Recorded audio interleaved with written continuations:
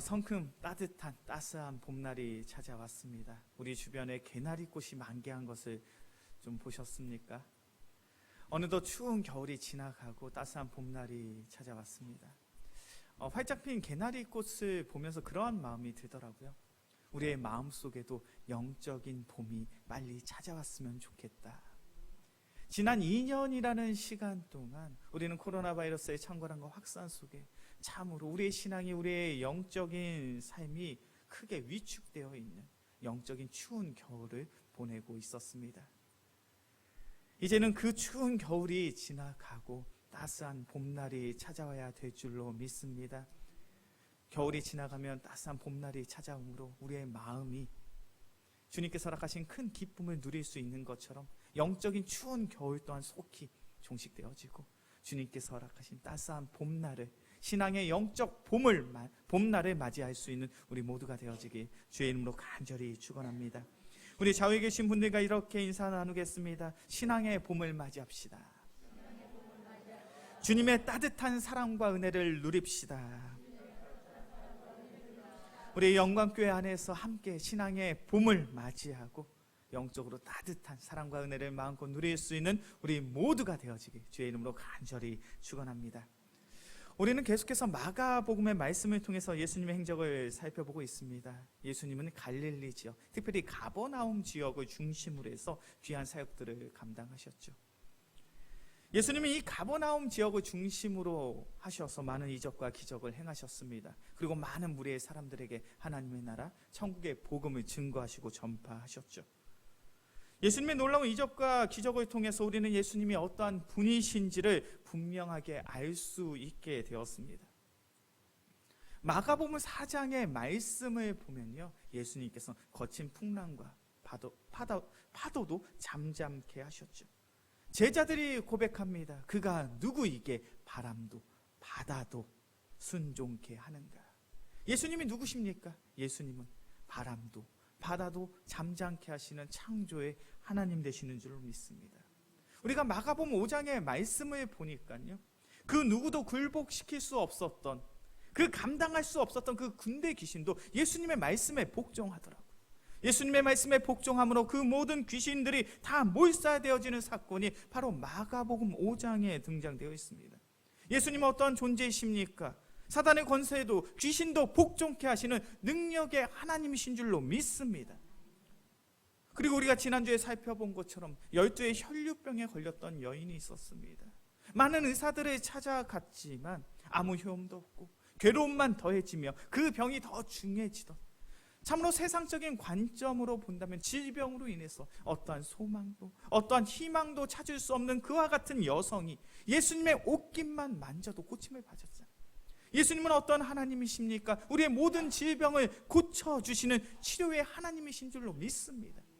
그리고 지난주에 우리가 말씀을 살펴본 것처럼 회당장 야이로의 딸, 그 병이 중해져서 결국 죽기까지 했지만 주님께서는 그 죽은 회당장의 야이로의 딸을 살려주신 줄로 믿습니다. 우리가 믿고 우리가 신뢰하는 그 예수님은 죽은 자도 살리시는 참 생명의 하나님이신 줄로 믿습니다. 우리가 마가복음의 말씀을 통해서 우리는 이 땅에 오신 예수님이 어떠한 존재인지를 분명히 깨닫고 분명히 알아가면서 신앙생활을 할 수 있게 되었어. 오늘 본문의 말씀을 보니까 이제 예수님께서는 다른 지역으로 이동을 하셔서 공생의 사역을 계속해서 이어가십니다. 특별히 오늘 본문의 말씀 1절의 말씀을 보니까 예수님이 어디로 가셨습니까? 자신의 고향으로 가셨어요. 예수님의 고향이 어디일까요? 예수님이 태어나신 곳은 우리가 잘 아는 것처럼 베들레헴입니다. 그런데 예수님의 고향은, 예수님이 유년 시절을 보내고 예수님이 자라고 성장한 지역은 바로 나사렛이라는 지역이에요. 예수님이 나사렛 지역에 가셔서 하나님의 나라 천국 복음을 증거하십니다. 마침 그날이 안식이어서 회당에 가셔서 하나님의 말씀을 증거하신 것이죠. 예수님의 말씀을 증거하십니다. 우리 오늘 본문의 말씀 함께 볼까요? 마가복음 6장 2절과 3절의 말씀입니다. 마가복음 6장 2절과 3절의 말씀 함께 봉독합니다. 안식일이 되어 회당에서 가르치시니 많은 사람들이 듣고 놀라 이르되 이 사람이 어디서 이런 것을 얻었니? 이 사람이 받은 지혜와 그 손으로 이루어지는 이런 권능이 어찌되 이 사람이 마리아의 아들 목수가 아닌 야고보와 요셉과 유다와 시몬의 형제가 아닌 그 누이들이 우리와 함께 여기 있지 아니하냐고 예수를 배척한지라. 아멘.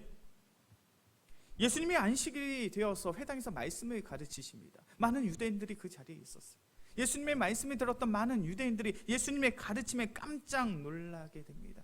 왜 그렇습니까? 예수님의 가르침은 다른 랍비들, 다른 교사들과는 달랐습니다. 예수님의 가르침에는 권위가 있습니다. 능력이 있습니다. 깨달음이 있습니다. 감동이 있더라는 거예요. 예수님의 말씀을 듣고 보니 나의 삶을 되돌아보게 됩니다. 하나님의 말씀을 통해 내가 죄인임을 깨닫고 회개하게 됩니다. 하나님의 말씀을 들음으로 하나님의 나라를 소망하고 바라보게 되더라는 거예요. 예수님의 말씀은 당시에 있었던 다른 랍비들, 다른 교사들과는 분명히 다른 하나님의 권위가 있는, 하나님의 능력이 있는 참된 말씀이었고 참된 가르침이었어. 그것이 바로 나사렛에 있는 이 회당에서도 나타나고 있는 거예요. 그런데 오늘 본문의 말씀을 보면 이 회당에 있는 유대인들이 예수님의 가르침이 권능이 있는, 그들을 깜짝 놀라게 한 그 말씀이라는 사실을 깨달았음에도 불구하고 한 가지 심각한 문제가 나타납니다. 그것이 무엇입니까? 이 말씀, 예수님의 가르침이 예수님을 향한 믿음으로 연결되지 않는 거예요. 마가복음 6장 3절 하반절의 말씀이죠. 예수를 배척한지라. 너무나도 이상한 이야기 아닙니까? 너무나도 충격적인 이야기 아닙니까? 그곳에 있는 사람들은 분명 예수님의 가르침을 들었어요. 예수님의 가르침을 통한 깨달음이 있었습니다. 이 가르침에 권세가 있는, 능력이 있는 참된 하나님의 말씀이라는 사실을 인식했어요. 그럼에도 불구하고 예수님을 멀리합니다. 예수님을 불신합니다. 예수님을 배척하고 있더라는 거예요. 특별히 오늘 본문에서 말씀하고 있는 배척한지라라는 이 단어는요, 헬라어 그대로를 직역하며 걸려 넘어지다는 거예요. 걸려 넘어진다는 것은 어떤 의미입니까? 더 이상 예수님을 향해 나아갈 수 없더라는 거예요. 온전히 예수님을 믿고 신뢰함으로 예수님의 가르침을 받은 자라면 그와 같은 모습으로 나아가야 되는데 더 이상 예수님을 따르지 않더라는 거예요. 예수님을 불신합니다. 예수님을 멀리합니다. 예수님을 배척하더라는 거예요.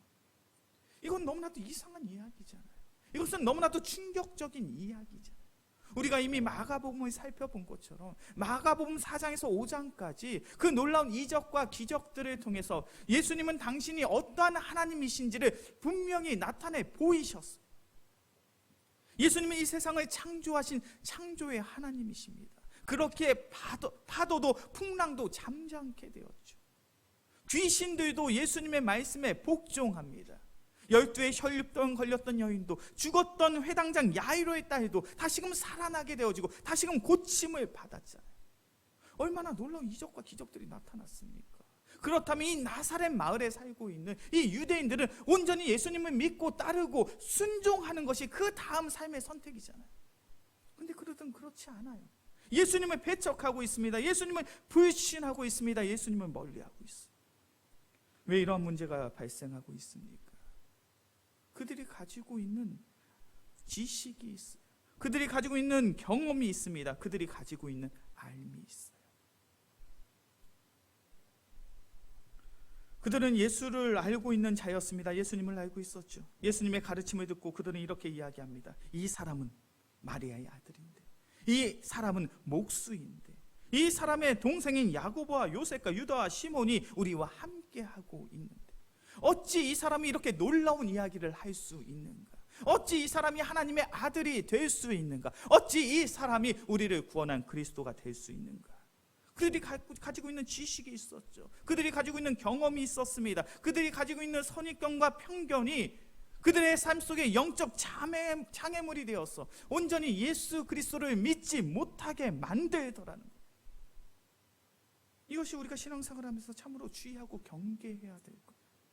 우리가 신앙생활을 하면서 내가 알게 된 지식들이 있어요. 내가 체험하게 된 경험들이 있습니다. 내가 가지고 있는 신앙생활의 선입견과 편견들이 있어요. 그런데 그러한 지식과 그러한 경험과 그러한 선입견과 그러한 편견이 우리가 예수님을 알아가는데, 예수님의 말씀을 듣는데, 예수님의 말씀에 순종함에 영적 방해물이 될 수 있더라는 거예요. 이러한 분들이 있을 수 있어요. 목사님, 제가 신앙생활 좀 해봤더니 너무 열심히 신앙생활하는 것이 저에게 크게 도움이 되지 않더라고요. 열심히 신앙생활을 해봤더니 삶이 더 피폐해집니다. 삶이 더 피곤해집니다. 목사님, 제가 신앙생활 해봤더니 교회랑 적당히 거리감이 있는 게 신앙생활 더 잘하는 방법이에요. 이렇게 이야기하시는 분들이 있어요. 어떤 분들이 이렇게 이야기합니다. 목사님, 제가 성경 좀 읽어봤더니 우리 인간은 어차피 성경대로 말씀대로 살 수 없는 존재입니다. 어떻게 다른 사람이 나의 뺨을 치는데 반대편 뺨을 댈 수가 있습니까? 어떻게 나의 원수를 내가 용서하며 살아갈 수 있겠습니까? 그건 이상적인 이야기예요. 목사님, 제가 성경 좀 읽어봤더니 제가 지킬 수 있는 말씀이 있고 지킬 수 없는 말씀이 있어요. 그냥 살아가면서 적당히 살아가면서 신앙생활하면 되는 거 아닙니까? 우리는 그와 같은 나의 아집, 나의 고집, 나의 선입견, 나의 편견, 나의 지식, 나의 경험을 앞세워서 우리의 신앙생활을 그렇게 끌고 갈 수 있더라는 거예요. 그런데 중요한 것은 그와 같은 선입견과 편견과 지식과 경험들이 온전히 예수 그리스도의 믿음에 있어서 영적인 방해물이 되어 우리의 믿음과 우리의 신앙이 자라고 성장함을 추적해 만들 수 있다라는 거예요. 우리가 잘 알고 있는 속담이 있잖아요. 선무당이 사람 잡는다. 어설픈 영적 지식이, 어설픈 영적인 경험이, 어설픈 영적인 선입견과 편견이 우리를 넘어뜨리고 우리를 영적인 패배자로 만들고 우리를 더욱 힘들고 우리를 더욱 어렵게 만들더라는 거예요. 그것이 사무엘상 4장에 등장하는 사건 속에서도 동일하게 나타납니다. 우리 말씀을 한번 볼까요? 사무엘상 4장 1절부터 11절까지의 말씀입니다. 사무엘상 4장 1절부터 11절까지의 말씀.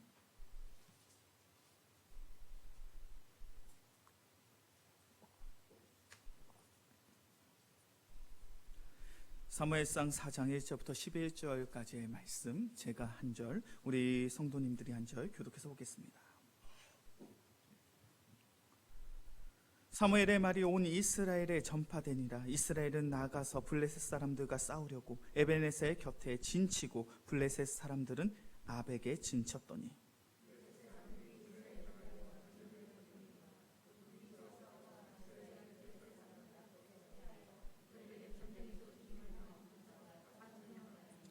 백성이 진영으로 돌아오며 이스라엘 장로들이 이르되 여호와께서 어찌하여 우리에게 오늘 블레셋 사람들 앞에 패하게 하였는고 여호와의 언약궤를 실로에서 우리에게로 가져다가 우리 중에 있게 하여 그것을 우리를 우리 원수들의 손에서 구원하게 하자니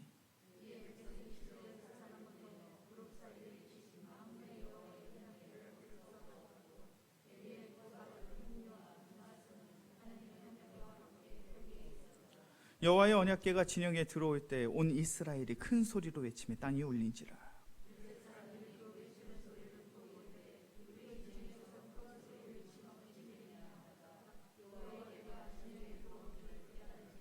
블레 사람이 두려워하여 이르되 신이 진영에 이르렀도다 하고 또 이르되 우리에게 화로다. 전날에는 이런 일이 없었더라.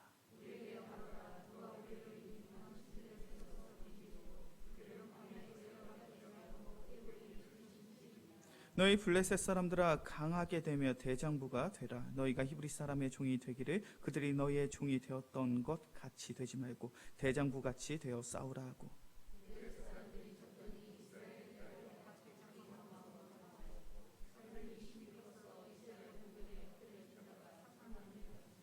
함께 봉독합니다. 하나님의 괴는 빼앗겼고 엘리의 두 아들 홈리와 비디아스는 죽임을 당하였더라. 아멘. 사무엘상 4장의 말씀을 보면 지금 이스라엘 백성과 블레셋이 전쟁 중에 있습니다. 이스라엘 백성과 블레셋 사람들이 전쟁을 하는데 자꾸 이스라엘 백성이 지는 거예요. 한 번은 전쟁에서 죽은 병사가 4,000명 이상 나오게 되었습니다. 그렇게 이스라엘 백성이 어떻게 하면 전쟁에서 승리를 할 수 있을까? 심각한 고민을 하게 되죠. 그리고 그들이 한 가지의 결정을 하게 됩니다. 사무엘상 4장 3절의 말씀이죠. 여호와의 언약궤를 실로에서 우리에게로 가져다가 우리 중에 있게 하여 그것으로 우리를 우리 원수들의 손에서 구원하게 하자니. 그들이 낸 방법이 무엇이냐면 하나님의 언약궤를 가져오자는 거예요. 하나님의 언약궤에는 하나님의 영광이 임재하는데, 우리의 전쟁터에 하나님의 영광이 임재한다면, 이 하나님의 언약궤가 있다면 우리는 반드시 전쟁에서 승리하게 될 것이다. 그러한 확신을 가지고 지금 전쟁터로 하나님의 언약궤를 가지고 있는 과정입니다. 이스라엘의 제사장들이 언약궤를 메고 전쟁터에 도착을 했습니다. 그러자 놀라운 일이 일어나죠. 5절의 말씀이죠. 이스라엘이 큰 소리로 외침에 땅이 울리죠. 이스라엘의 모든 군사들이, 병사들이 크게 환호하고 있는 거예요. 얼마나 큰 목소리로 환호하고 있는지 땅이 울린다라고 표현하고 있습니다. 기세가 등등한 것이죠. 하나님의 언약궤가 이 전쟁터로 오게 되었으니 하나님의 영광이 우리 가운데 임재함으로 인해서 우리가 100% 이 전쟁에서 승리하게 될 거야. 반대로 블레셋 진영에는 어떤 일이 생깁니까? 블레셋 사람들이 궁금해하죠. 어찌 저 이스라엘 백성의 진영에서 이리도 큰 소리의 외침이 있는가? 그러면서 7절과 8절의 말씀을 보니까 블레셋 사람들이 크게 두려워합니다. 신이 진영에 이르렀도다. 하나님의 신이 그 진영에 이르렀다는 거예요. 그 신은 어떠한 신입니까? 8절의 말씀을 보니까 광야에서 여러 가지 재앙으로 애굽인들을 친 능력의 신, 능력의 신이, 전능의 신의 영이 지금 이 전쟁터에 임하게 되었으니 우리는 이 전쟁에서 승리할 수 없다라는 거예요. 전쟁하기도 전에 이미 전쟁의 승패가 결정난 것처럼 보여져요. 기울어져 있습니다. 이스라엘 백성들은 온전히 승리할 것을 확신하고 있고, 반대로 블레셋 사람들은 우리가 전쟁을 하면 100% 질 수밖에 없다라는 그런 좌절과 절망 속에 놓여져 있더라는 거예요. 이것이 하나님의 언약궤, 하나님의 언약궤가 그 전쟁터에 도달하게 되었을 때 나타난 일입니다. 그런데 놀라운 것이 무엇입니까? 충격적인 것이 무엇입니까? 그 결과잖아요. 전쟁의 결과가 어떠합니까? 사무엘상 4장 10절과 11절의 말씀이죠. 사무엘상 4장 10절과 11절의 말씀 함께 봉독합니다. 블레셋 사람들이 졌더니 이스라엘이 패하여 각기 장막으로 도망하여 사륙이 심히 커서 이스라엘 보병에 엎드려진 자가 3만 명이, 하나님의 궤는 빼앗겼고 엘리의 두 아들 홈니와 비느하스는 죽임을 당합니다. 전쟁의 결과가 어떠합니까? 이스라엘 백성이 승리했습니까? 패배했습니까? 이스라엘 백성이 패배했어요. 4,000명이 죽어서 절망되는 마음을 가지고 반드시 이 전쟁에서 승리하자라는 그러한 마음을 가지고 하나님의 언약궤를 가지고 왔는데, 그 전쟁으로 인해 죽은 자가 3만 명이 넘었다는 거예요. 하나님의 언약궤를 메었던 홈니와 비느하스는 전쟁 가운데 비참하게 죽음을 맞이하게 됩니다. 그리고 하나님의 언약궤까지 빼앗긴 거예요. 전쟁에서 패했습니다. 3만 명 이상이 죽게 되었죠. 언약궤를 맨 제사장들이 죽임을 당했고 하나님의 언약궤까지 빼앗겼어요. 패배도 이런 패배가 없습니다. 절망도 이런 절망이 없어요. 좌절도 이런 좌절이 없습니다. 왜 이런 문제가 생겼습니까? 이스라엘 백성은 잘못된 선입견과 편견을 가지고 있는 거예요. 하나님의 언약궤를 전쟁터에 가지고 오면 승리하게 될 것이란 잘못된 생각들을 가지고, 잘못된 가르침을 가지고 하나님 앞에 나갔기에, 전쟁터에 나갔기에 이 전쟁의 결과 이렇게 참담한 거예요. 언약궤가 무엇입니까? 언약궤는 전쟁의 도구가 아니죠. 하나님의 성물을 보관하는 도구입니다. 이스라엘 백성이 제사를 드리고 이스라엘 백성이 예배를 드릴 때 사용하는 도구예요. 이스라엘 백성들은 잘못된 생각을 가지고 있어요. 언약궤의 유무로 전쟁의 승리와 전쟁의 패배가 결정되는 것이 아니라 하나님이 동행하시는가 동행하시지 않는가로 전쟁의 승리가, 전쟁의 패배가 결정나는 것인데, 이스라엘 백성은 하나님의 동행의 유무가 중요한 것이 아니라 언약궤의 유무가 중요했어요. 그들은 그들이 가지고 있는 잘못된 생각이 있었습니다. 가치관이 있었어요. 잘못된 선입관과 잘못된 편견으로 말미암아 전쟁에서 패배를 한 거예요. 우리의 신앙생활도 얼마든지 그러할 수 있어요. 우리의 신앙생활 속에서 나의 잘못된 선입견과 편견, 나의 잘못된 경험과 나의 잘못된 지식으로 인해서 우리는 얼마든지 잘못된 모양의 모습의 신앙생활을 할 수 있다는 거예요. 목회자에 대한 선입견과 편견이 있지 않습니까? 교회에 대한 선입견과 편견이 있지 않습니까? 성경에 대한 혹은 신앙생활에 대한 선입견과 편견을 가지고 신앙생활을 하고 있지는 않습니까? 만약 우리의 마음속에 내가 가지고 있는 어떠한 선입견과 편견, 가치와 기준을 가지고 신앙생활을 하고 있다면 우리는 얼마든지 이 세상 속에서, 영적인 전쟁의 현장 속에서 넘어지고 쓰러질 수밖에 없다라는 거예요. 우리가 온전히 예수 그리스도를 알고 믿으며 고백하는 성도의 삶에 영적인 장애물이요 방해물이 될 수 있더라는 거예요. 지금 우리에게 필요한 것이 무엇입니까? 영적인 겸손함을 가지고 하나님의 말씀을 경청하는 거예요. 우리가 영적인 겸손함을 가지고 하나님의 말씀에 경청하게 되었을 때 우리는 온전히 우리를 구원하시기 위해 이 땅에 오신 예수 그리스도를 주목할 수 있고 예수 그리스도를 믿을 수 있고 예수 그리스도를 신뢰할 수 있는 줄로 믿습니다. 이것이 얼마나 중요한 가르침인지 몰라요. 신앙생활은 나의 경험으로 하는 것이 아니에요. 신앙생활은 내가 알고 있는 지식으로 하는 것이 아니에요. 신앙생활은 내가 가지고 있는, 내가 세운 선입관과 편견을 가지고 하는 것이 아니라 온전히 하나님의 말씀에 귀를 기울이고 그 말씀에 경청할 때 우리는 온전히 이 땅에 오신 예수 그리스도를 내가 만나고 내가 경험하고 나의 믿음과 나의 신앙이 더욱 자라고 성장하는 것인 줄로 믿습니다. 예수님이 나사렛 자신의 고향에 가셔서 회당에서 안식일에 많은 무리의 사람들에게 하나님의 말씀을 가르치셨습니다. 그 말씀이 무엇일까요? 우리 누가복음의 말씀을 찾아보겠습니다. 누가복음 4장 16절부터 19절까지의 말씀이죠. 누가복음 4장 16절에서부터 19절까지의 말씀.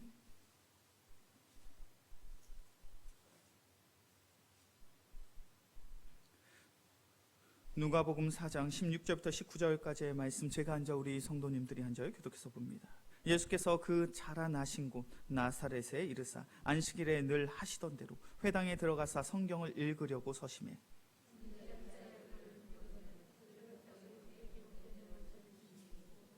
주의 성령이 내게 임하셨으니 이는 가난한 자에게 복음을 전하게 하시려고 내게 기름을 부으시고 나를 보내사 포로된 자에게 자유를, 눈먼 자에게 다시 보게 함을 전파하며 눌린 자를 자유롭게 하고. 아멘. 예수님이 나사렛에 있는 그 회당에 가셔서 하신 일이 무엇입니까? 말씀을 증거하셨죠. 근데 그 말씀의 내용이 무엇입니까? 17절의 말씀을 보니까 선지자 이사야의 글, 이사야서의 말씀을 가지고 그 많은 무리의 사람들을 가르치고 계신 거예요. 예수님이 당신이 하나님의 아들이요 우리를 구원하기 위해 이 땅에 오신 그리스도 되심을 알릴 수 있는, 나타낼 수 있는, 증거할 수 있는 가장 쉬운 방법이 무엇입니까? 그곳에서 기적을 행하는 것이죠. 그것에서 이적을 행하는 것입니다. 병든 자를 고치고 귀신 들린 자를 낫게 함으로 놀라운 이적과 기적을 행하신 이후에 봐라, 나는 이러한 능력의 하나님이시다. 그러니 너희가 나를 믿을 때 너희가 구원받을 수 있다. 이렇게 하시는 것이 안식일 회당에 있는 유대인들이 예수님을 믿게 되는 가장 손쉬운 방법 아닙니까? 그런데 예수님은 그와 같은 방법을 선택하고 계시지 않아요. 그와 같은 방법이 아니라 어떠한 방법을 취하시냐면 하나님의 말씀, 구약의 말씀, 이사야서의 말씀을 가지고 이 이사야서의 말씀을 근거로 내가 이 땅에 온 너희를 향한 참된 구원자 그리스도 되신다, 이것을 증거하고 계시더라는 거예요. 예수님이 우리에게 보이고 계십니다. 우리가 무엇을 통해 온전한 믿음과 온전한 신앙을 가지고 신앙생활을 할 수 있는지. 우리의 온전한 믿음과 온전한 신앙은 오직 하나님의 말씀으로 시작되는 줄로 믿습니다. 우리가 하나님의 말씀을 대하며 겸손한 마음으로 하나님의 말씀에 귀를 기울이고 그 말씀에 경청하며 그 말씀을 마음에 담고 그 말씀에 순종함으로 살아갈 때에만 우리의 믿음이, 우리의 신앙이 자라고 성장하는 거예요. 우리는 신앙생활을 하면서 그러한 기대와 그러한 소망을 가지고 있죠. 하나님, 나의 삶 속에 놀라운 이적과 놀라운 기적들이 나타나길 소원합니다. 세상이 감당할 수 없는 놀라운 이적과 놀라운 기적이 나타나서 나의 믿음과 나의 신앙이 더욱더 견고해질 수 있게 나의 삶을 인도하여 주옵소서. 죄송하지만 그것은 잘못된 기대예요. 오늘 본문의 말씀을 보면요, 안식일 회당에 있던 이들은 하나님의 말씀을 통해 예수님을 온전히 그들을 구원할 그리스도라는 그 사실을 믿음으로 받아들이지 못합니다. 그리고 그 결과가 무엇입니까? 오늘 마가복음 6장의 말씀을 보면요, 6장 5절의 말씀을 보면 성경이 이렇게 말합니다. 거기서는 아무 권능도 행할 수 없어. 하나님의 놀라운 기적이, 놀라운 이적이 나타나지 않는 거예요. 말씀을 통해서 예수님을 나의 구주, 나의 그리스도 되심을 믿지 못하는 자들에게는 하나님의 놀라운 은혜가, 하나님의 놀라운 축복이 나타나지 않습니다. 우리 영광교회 귀한 성도님들의 삶 속에 하나님의 놀라운 은혜와 은총이 가득하게 주의 이름으로 간절히 축원합니다. 우리의 가정 속에, 우리의 직장과 사업터에 하나님의 놀라운 축복과 은혜를 누릴 수 있는 그 방법은 우리가 하나님의 말씀에 귀를 기울이는 것입니다. 하나님의 말씀에 귀를 기울이고 경청하며 그 말씀이 그러한가요? 날마다 하나님의 말씀을 깊이 묵상하고 상고함으로 우리의 믿음, 우리의 신앙이 온전히 주님과 연결되어 있어서 더욱 자라고 성장할 때 바로 우리가 하나님의 놀라운 축복과 은혜를 마음껏 누리게 될 줄로 믿습니다. 우리는 특별히 사순절 기간을 보내고 있죠. 사순절 기간을 통해 우리가 소망하는 것이 있다면 우리의 마음속에 예수님을 향한 그 사랑이 더욱 풍성해지는 것을 우리 모두가 소원한 줄로 믿습니다. 사순절 기간을 맞이하여 더욱 하나님의 말씀을 깊이 묵상할 수 있는, 하나님의 말씀에 귀를 기울이고 경청할 수 있는 우리 모두가 되어지길 주의 이름으로 간절히 소원합니다. 그리하여 우리의 신앙의 삶이, 나의 지식이, 나의 배움이, 나의 깨달음이 예수님을 아는 믿음과 연결되어져서 주님께서 우리에게 허락하신 귀한 은혜와 축복을 마음껏 누릴 수 있는 우리 모두가 되어지길 주의 이름으로 간절히 축원합니다. 이 시간